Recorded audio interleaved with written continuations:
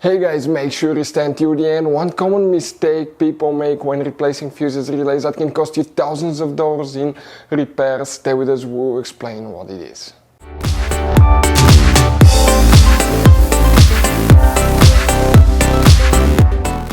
Hey guys, welcome back to Auto Repair guys. Thank you guys for watching and subscribing to the channel. Today will be super helpful video to any of you guys having a Mercedes E-Class, that generation right here from year 2010 to year 2016 guys. If you need to find where the stationary heater fuses are located, you have up to 3 fuses that you need to check in 2 different fuse boxes. Stay with us, we'll explain where you can find them on that generation Mercedes E-Class known as generation W212.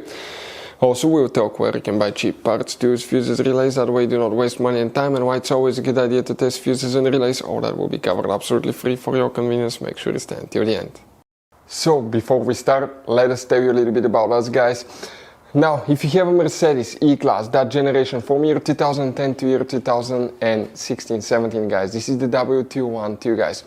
We're going to have a video for every single fuse relay on that car, why things do not work, why we're making this one, because we're trying to save you time and money guys. Let's say you're down the road in the middle of nowhere, your car does not start, you need to find where your engine starter fuse relay is located guys, where you can find fuel injection system fuses, fuel pump fuses. All you have to do, come to the channel, watch that video, 1-2 minutes, you're back on the road guys.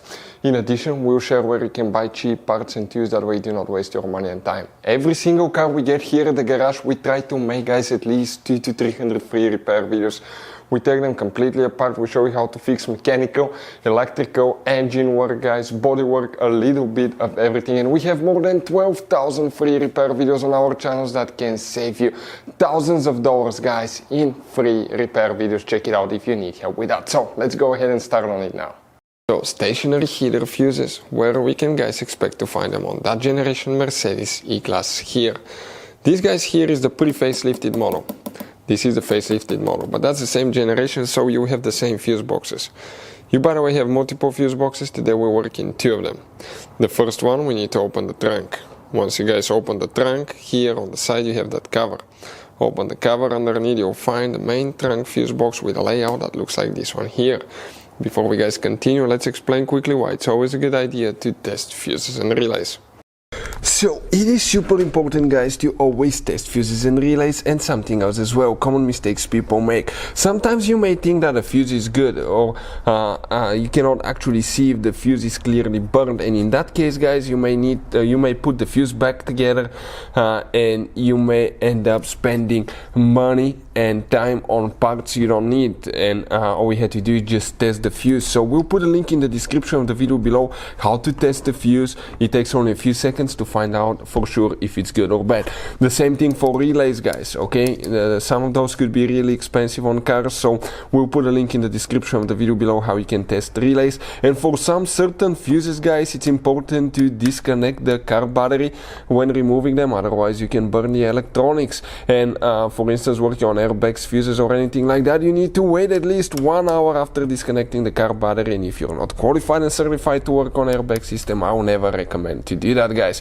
But when disconnecting the car battery guys, okay, common mistake people make, it's important to know which battery terminal you reconnect first. If you do it the wrong way, you can burn electronics modules. How we know about that? We burn before the traction control module on BMW that cost us $2,000 guys. So we'll put a link in the description of the video below which battery terminal to disconnect first. Check it out for your convenience. For the stationary heater guys, okay, we will need to check 2 fuses here, then we need to go to a different fuse box and check 1 more. Oh, by the way, if you need to buy any fuses, relays, parts, tools at a really good price, quick shipping, that way you do not waste money and time for Mercedes or any car, we will put the link in the description of the video below. Check it out, you can guys save a ton of money. If you have that option, where you can expect to have that fuse?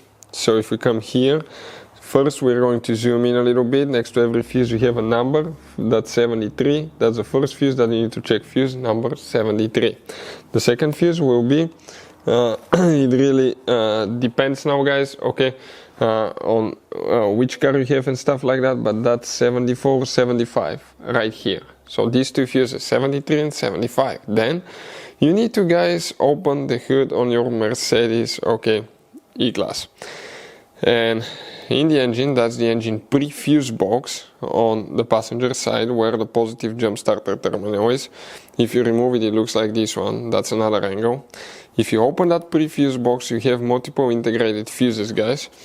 And one of them, okay, that we actually have here, guys, it will be known as fuse number MR8. Right here is that integrated fuse here.